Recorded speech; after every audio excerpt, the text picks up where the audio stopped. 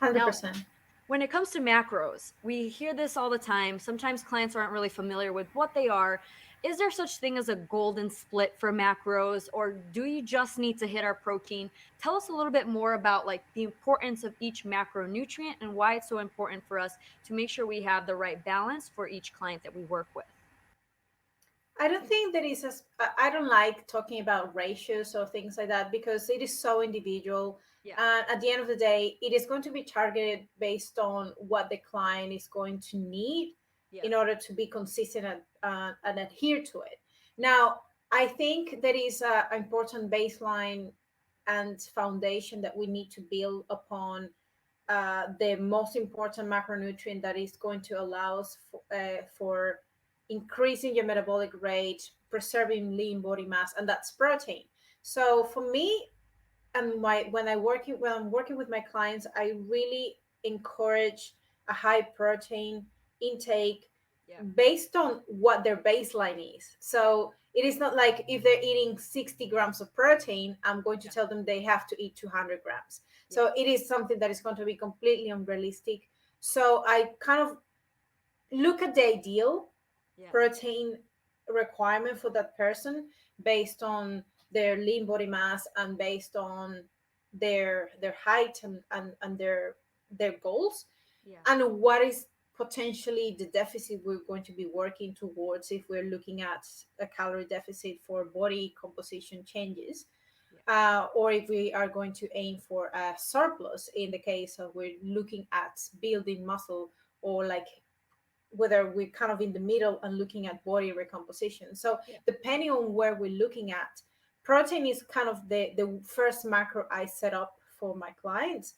And it is a non-negotiable. Even if Yeah. I tell them you can calorie cycling if you want to, like you could go some days lower calories, other days higher calories, depending on your total weekly calorie budget, Yeah. because there are some days that you might not be as hungry, and some other days you might be more hungrier because you might be training, or Yeah.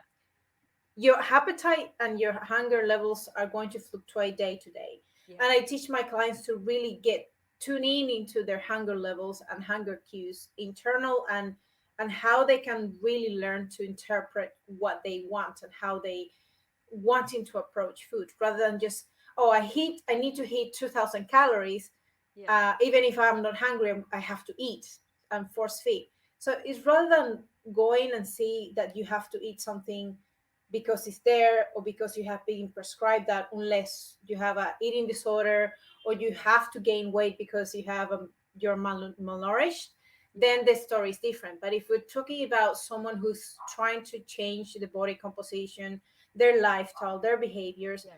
we want to give them the flexibility to play with this as if it was their lifestyle, and Yeah. if it was something that you want to see them doing that long term. Yeah.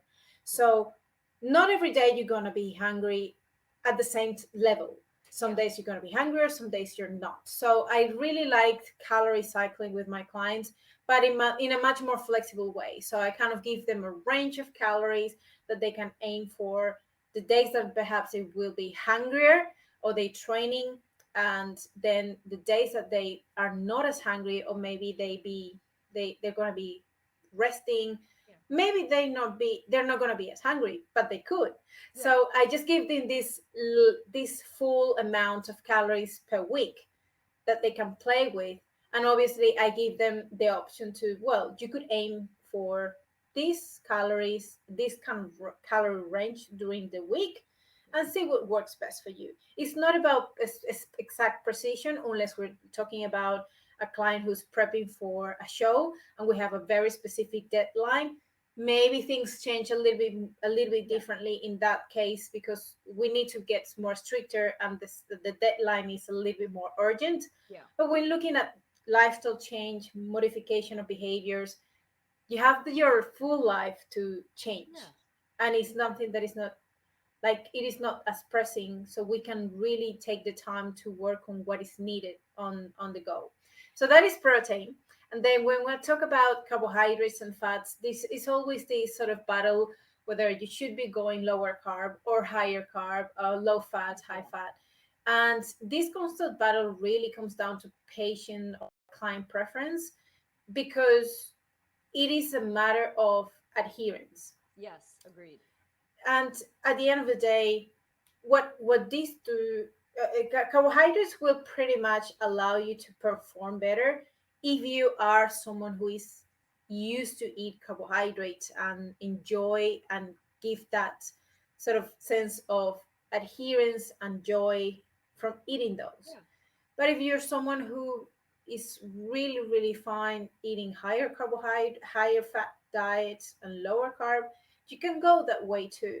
My only thing is when I am speaking with clients that they have a medical history that maybe somehow indicative that they haven't been managing well their diet, they have insulin resistance, they have type 2 diabetes or fatty liver or some issues within that nature.